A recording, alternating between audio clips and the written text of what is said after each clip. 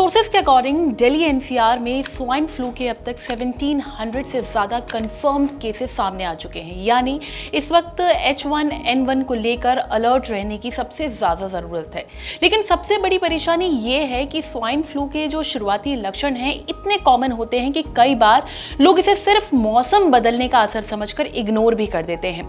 सर्दी, खांसी, जुकाम, तेज बुखार, बॉडी में दर्द और कमजोरी, ये सिम्टम्स आपको अगर नॉर्मल सीजनल फ्लू लग रहे हैं तो ये बहुत बड़ी गलतफहमी हो सकती है आपकी। तो कैसे समझें कि मामला सिर्फ वायरल का है या स्वाइन फ्लू का? और चिंता सिर्फ सिम्टम्स को पहचानने की ही नहीं बल्कि H1N1 रेस्पिरेटरी ट्रैक्ट यानी नाक, गले और छाती पर असर डालने की बात है। कुछ केसेस में इन्फेक्शन फेफड़ों तक पहुंचकर निमोनिया और रेस्पिरेटरी फेलियर जैसी सीवियर कॉम्प्लिकेशंस भी क्रिएट कर सकता है। इतना ही नहीं, नेशनल लाइब्रेरी ऑफ मेडिसिन में पब्लिश्ड एक रिपोर्ट के अकॉर्डिंग 65 एज ग्रुप से ज्यादा उम्र के लोग, छोटे बच्चे, प्रेग्नेंट विमेन और डायबिटीज, हार्ट डिजीज, एस्थमा जैसी हेल्थ कंडीशंस वाले लोगों में इन्फ्लुएंजा के गंभीर होने का रिस्क सबसे ज्यादा हो सकता है। वहीं डॉक्टर्स के अकॉर्डिंग ज्यादातर पेशेंट्स में सिम्टम्स कुछ दिनों में ठीक हो जाते हैं, लेकिन अगर सांस लेने में दिक्कत हो, सांस बहुत ज्यादा तेज चल रही हो, खांसी के साथ ब्लीडिंग भी हो रही हो या हाथ पैर नीले पड़ने लगे तो इसे बिल्कुल भी इग्नोर करना सही नहीं होगा, क्योंकि ये वार्निंग साइन हो सकते हैं कि इन्फेक्शन गंभीर रूप ले रहा है। आप समझते हैं कि जरूरत यहाँ पर ये है। सवाल ये भी है कि H1N1 आखिर फैलता कैसे है? क्या सिर्फ खांसने, छींकने से इसका इन्फेक्शन बढ़ सकता है? कौन से ऐसे सिम्टम्स हैं जिस पे तुरंत नोटिस करते ही डॉक्टर के पास जाना चाहिए? H1N1 की जांच कैसे हो सकती है और PCR टेस्ट कब कराया जा सकता है? और अगर टेस्ट पॉजिटिव आ जाए तो आइसोलेशन के अलावा ट्रीटमेंट में क्या कुछ किया जा सकता है? क्या एंटीवायरल मेडिसिन लेना सेफ है? अगर ले रहे हैं तो किन लोगों के लिए ये सेफ हो सकता है? और सबसे ज्यादा इंपॉर्टेंट, बचाव के लिए क्या करना चाहिए? इन सारे सवालों के जवाब दे रहे हैं डॉक्टर रणदीप। H1N1 जो हम पहले एक पैंडेमिक हो चुका है 2009 में, जिसको हम स्वाइन फ्लू भी कहते हैं, हर साल मानसून के मंथ्स में, बरसात के महीने में उनके केसेस बढ़ते हैं। इस दफ़ा ये बात सही है कि नॉर्मल से जो हम देखते हैं केसेस रिलेटिवली ज़्यादा हुए हैं, लेकिन घबराने की बात नहीं है, क्योंकि most cases are having mild fever, body aches, sore throat, खांसी और कुछ देर तक बुखार रहता है, फिर ठीक हो जाता है।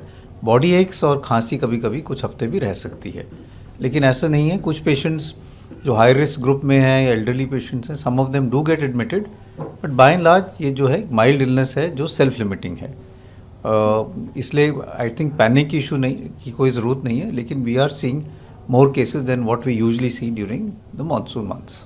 तो ज़्यादातर जो केसेस हैं वो जुकाम, नज़ला, फीवर, बॉडी एक्स के ही हैं, जो हम कहते हैं अपर एयरवे की प्रॉब्लम है। कुछ लोगों में ये जो इन्फेक्शन है वो लोअर एयरवे में चले जाती है, सांस की नाली के साथ लंग्स में चले जाती हैं, तब सांस की तकलीफ हो सकती है, खांसी हो सकती है जिसमें बलगम हो, तेज़ बुखार हो सकता है और कभी कभी छाती में टाइटनेस हो सकती है। लेकिन परसेंटेज वाइज ये पेशेंट्स बहुत कम हैं। मेजॉरिटी ऑफ जो पेशेंट्स जो हैं उनको ज़ुकाम, नज़ला, खांसी ही होता है, बुखार होता है और वो यूजुअली 5 से 7 दिन में ठीक हो जाता है। तो टैमीफ्लू जो ओसेल्टामावीर है वो एक एंटीवायरल ड्रग है। इसका असर वायरल रेप्लिकेशन पे होता है, जब वायरस रेप्लिकेट कर रहा होता है, इसलिए इसका असर शुरू में ही होता है फर्स्ट 24 टू 48 आवर्स में। 5 दिन बाद या 6 दिन बाद टैमीफ्लू लेने का कोई फ़ायदा नहीं, क्योंकि वायरस ऑलरेडी रेप्लिकेट कर चुका है, मल्टीप्लाई कर चुका है, उस दवाई का असर नहीं है। सीरियस पेशेंट्स जो हों, जिनको ज़्यादा तकलीफ हो, एल्डरली पेशेंट्स हैं या जिनको कोमॉर्बिडिटीज़ हैं, डायबिटीज़ हैं, हार्ट की प्रॉब्लम है, उनको लेने की ज़रूरत पड़ जाती है। जनरली अगर it is a self limiting disease, बिना दवाई के भी ठीक हो जाता है और कोई ज़्यादातर सबको टैमीफ्लू की ज़रूरत नहीं है, ना कोई प्रोफिलैक्टिक टैमीफ्लू लेने की भी ज़रूरत है। जनरल प्रिकॉशन रखने की ज़रूरत है कि इन्फेक्शन कंट्रोल प्रैक्टिसेस जो हम कहते हैं कि मास्क लगाएं, भीड़ एरिया में अभी अवॉइड करें, किसी को ज़ुकाम, नज़ला, खांसी या ही शुड कवर हिज कॉफ जिससे औरों को इन्फेक्शन ना हो। अगर किसी आपके बच्चा जो स्कूल जा रहा है उसको ज़ुकाम, नज़ला, बुखार, खांसी है, बेटर कि वो 5 दिन घर पे रहे rather than going to school, क्योंकि वो फिर औरों को इन्फेक्शन देगा और फिर वो इन्फेक्शन घर में जाएगा, घर में बुजुर्गों को इन्फेक्शन होगा, तो उस तरह से इन्फेक्शन स्प्रेड कर जाता है। तो we have to break the chain of spread. Hand washing regularly करना है। So cough etiquettes, regular hand washing, carrying a sanitiser, avoid going to crowded places. तो जैसा कि डॉक्टर रणदीप ने बताया है कि आपको क्या प्रिकॉशंस जो है मेक श्योर करने हैं भीड़ भाड़ वाले इलाके में अगर आप जा रहे हैं तो मेक श्योर कीजिए कि मास्क पहने ही पहने। वेदर चेंज हो रहा है, कच्ची सब्जियां खाने से बचें, हैंड हमेशा वॉश करके ही खाना खाएं, खाना खाने के बाद भी हैंड वॉश करें। हाइजीन इसमें बहुत ज़्यादा इंपॉर्टेंट रोल निभाता है। तो अगर इस तरीके के प्रिकॉशंस आप फॉलो करते हैं तो हो सकता है कि आप इस तरीके के फ्लू से खुद को बचा पाएं। वेल, इस वीडियो को लेकर आपकी क्या राय है कमेंट करके ज़रूर बताएं और हेल्थ से जुड़े इस तरह के और भी वीडियोज़ के लिए लाइक एंड सब्सक्राइब करें thehealthsite.com।